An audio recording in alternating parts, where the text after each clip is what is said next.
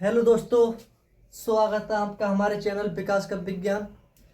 आज हम पढ़ाएंगे आपको क्लास 10th का वेरी इंपॉर्टेंट टॉपिक साइंस के चैप्टर नंबर 2 अम्ल क्षार लवण से, जो हर साल बोर्ड एग्जाम में ऑब्जेक्टिव थ्योरी मतलब शॉर्ट लॉन्ग किसी न किसी टाइप से पूछा जा सकता है। वीडियो के लास्ट तक बने रहिएगा, आपको ये पूरा पढ़ाएंगे और पूरी जानकारी देंगे, क्लास में ही याद करा देंगे, क्योंकि विज्ञान एक समझने वाला विषय है। इसे रटने से कुछ नहीं होगा। जो समझ गया वो कर लेगा, और जो रट्टा मतलब रटेगा तो उससे कुछ टाइम के लिए याद तो रहेगा, लेकिन कुछ टाइम बाद भूल जाएगा वो। तो चलो पढ़ाते हैं आज। चलो, पहली बार तो ये क्लास 10 विज्ञान का चैप्टर नंबर 2 है अम्ल क्षार लवण, एसिड बेस सॉल्ट। इसके इम्पोर्टेंट टॉपिक करा रहे हैं हम। इस वीडियो का पार्ट 1 पहले ही अपलोड कर चुके हैं, पार्ट 2 ही अपलोड अब आज करेंगे। आज पढ़ा रहे हैं आपको। अब इसमें आज पढ़ाएंगे हम।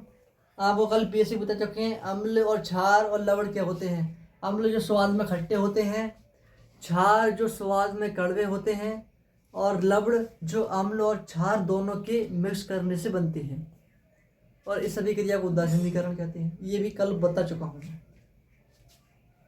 चलो पढ़ते हैं ये क्या है। अम्ल और क्षार की धातुओं के साथ अभिक्रिया, मतलब अम्ल और क्षार जब धातुओं के साथ अभिक्रिया करते हैं तो क्या बनता है, और अभिक्रिया कैसे होती है, और क्या निकलता है, पूरी डिटेल बताएंगे। तो अम्ल की धातुओं के साथ अभिक्रिया अब कराएंगे हम। अम्ल की धातुओं के साथ अभिक्रिया, कि अम्ल धातुओं के साथ अभिक्रिया कर क्या बनाते हैं।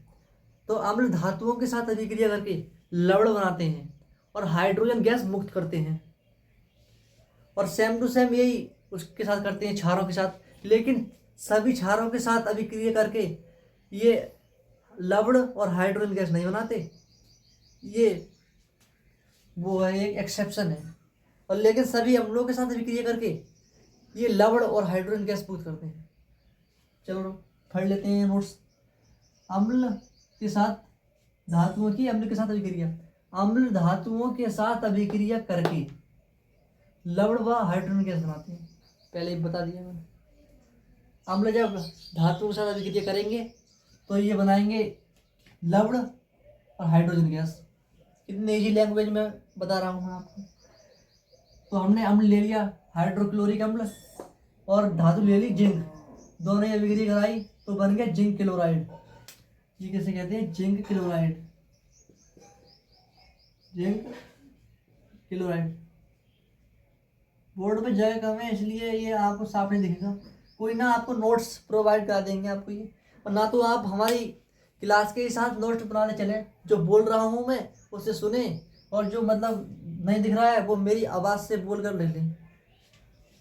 अब अम्ल के साथ अभिक्रिया कराई तो इसमें लवण बन गया एक, और हाइड्रोजन गैस मुक्त हो गई। ये ऑब्जेक्टिव में आ सकता है कि वैसे कहते हैं अम्ल धातुओं के साथ अभिक्रिया करके क्या बनाता है, आ जाएगा ऑब्जेक्टिव में hydrogen gas, methane gas, chlorine gas. तो आपको हाइड्रोजन गैस वाले ऑप्शन को चूज करना है, ठीक। अब क्षार के साथ अभिक्रिया। क्षार भी धातु के साथ अभिक्रिया करके लवण और हाइड्रोजन गैस बनाती है, लेकिन सभी क्षार धातुओं के साथ अभिक्रिया करके लवण और हाइड्रोजन गैस नहीं बनाते, इसमें एक्सेप्शन है। तो हमने ले लिया क्षार 2NaOH, इसकी जिंक के साथ अभिक्रिया कराई तो बना दिया Na2ZnO2, ये लवण बन गया और हाइड्रोजन गैस मुक्त हो गई।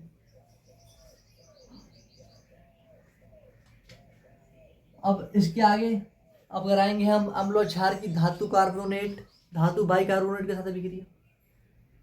अम्ल और क्षार धातु कार्बोनेट और धातु बाइकार्बोनेट के साथ अभिक्रिया क्या बनाती है, ये CO2 गैस मुक्त करेंगे, ये होगा बस, और उसका लवण बता देंगे, लवण और CO2 गैस मुक्त, दोनों सेम टू सेम।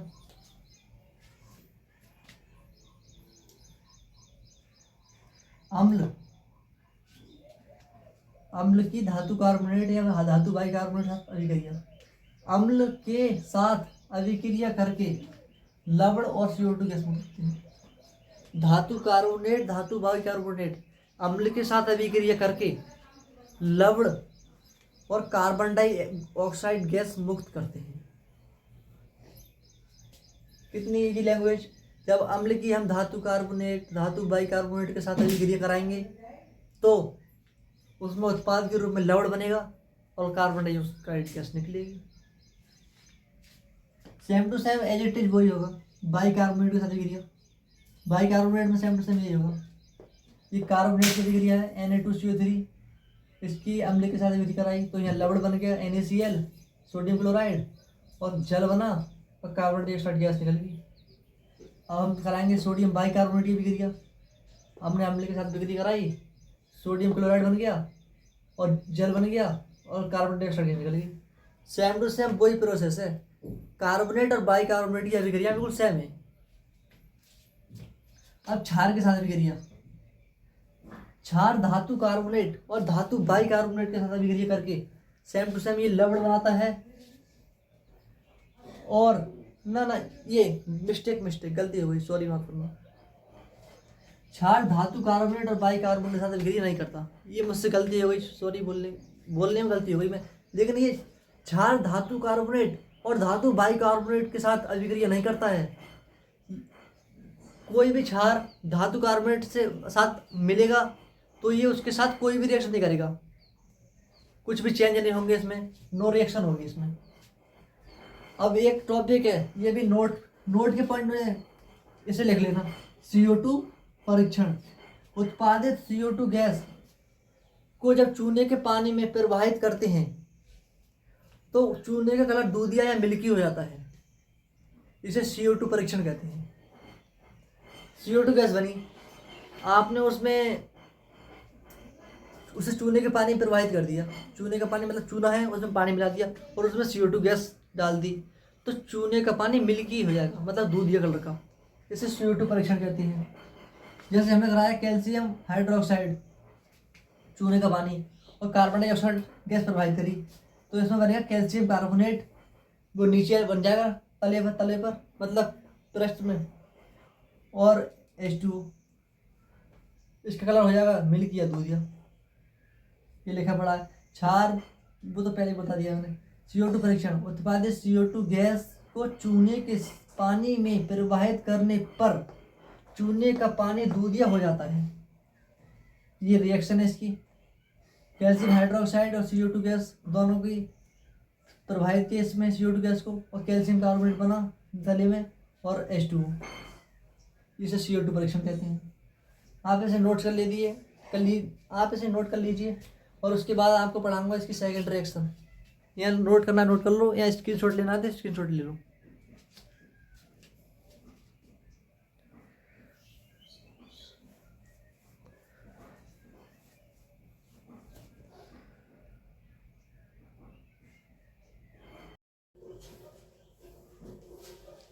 आपने नोट कर लिया होगा।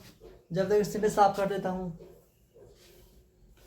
स्क्रीनशॉट लेना था आपने, ले लिया होगा।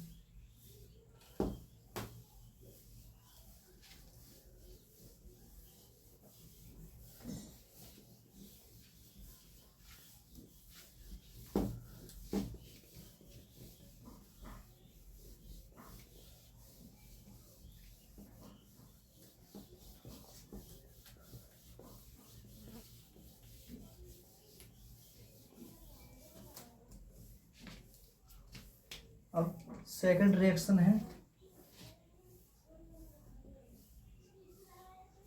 अम्ल की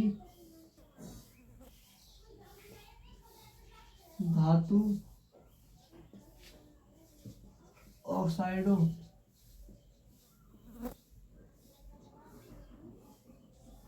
के साथ अभिक्रिया।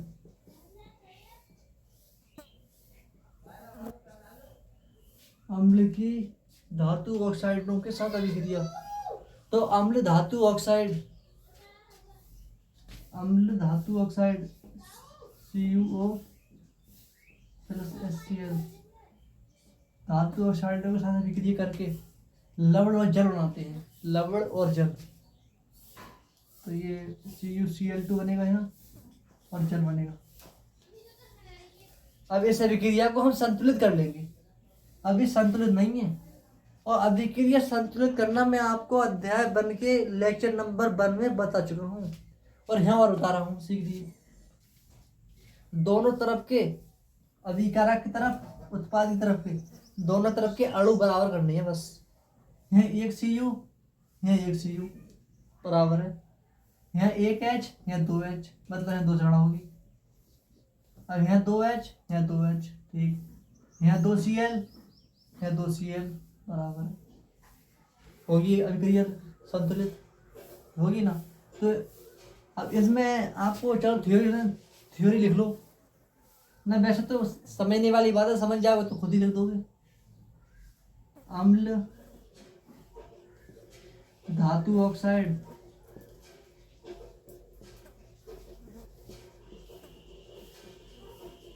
के साथ अभिक्रिया करके लवण व जल बनाता है, लवण व जल बनाता है। अम्ल धातु ऑक्साइडों के साथ अभिक्रिया करके लवण व जल बनाता है, जैसा कि रिएक्शन में दिखाया गया है। धातु ऑक्साइड और अम्ल दोनों की रिएक्शन कराई तो लवण बन गया और जल बन गया, बस वही। और थर्ड रिएक्शन क्षार की अधात्विक ऑक्साइड के साथ अभिक्रिया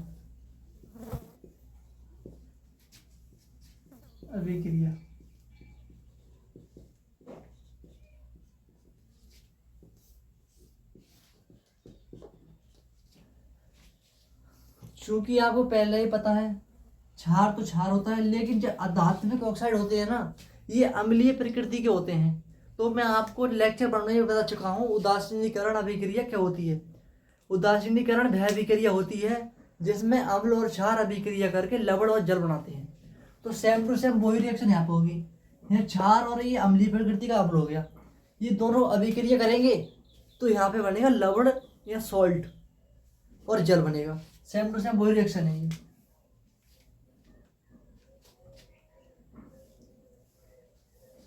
चलो वही रिएक्शन ले लेते हैं, आपको सिखाना ही दो आपको।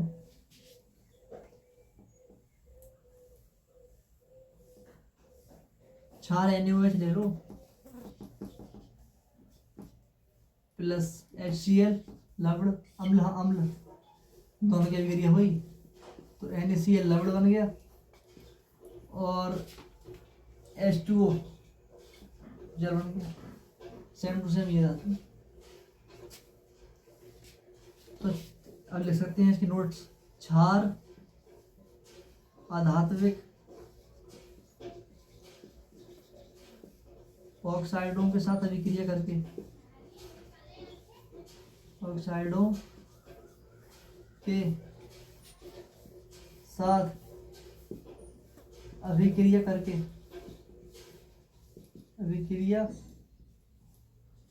करके लवण बनाते हैं, लवण व जल बनाते हैं।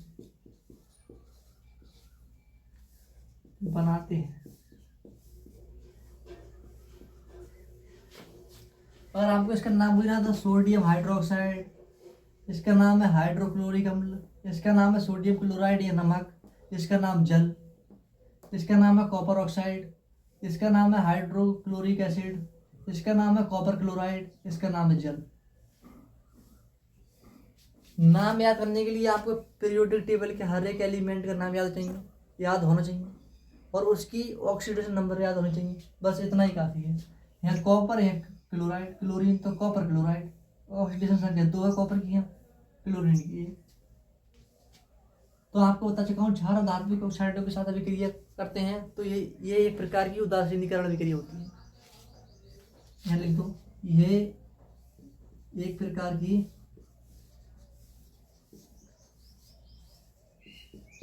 उदासीनीकरण अभिक्रिया होती है। करण अभिक्रिया होती है।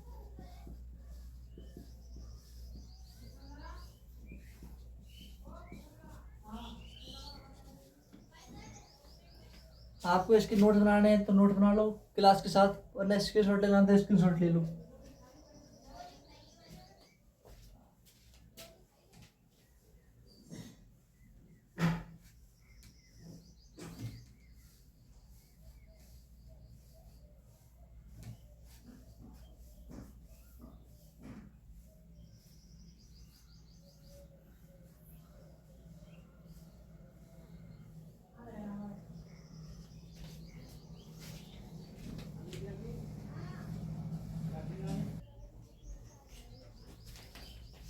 आपने इसका स्क्रीनशॉट ले लिया होगा या नोट बना लिए होंगे।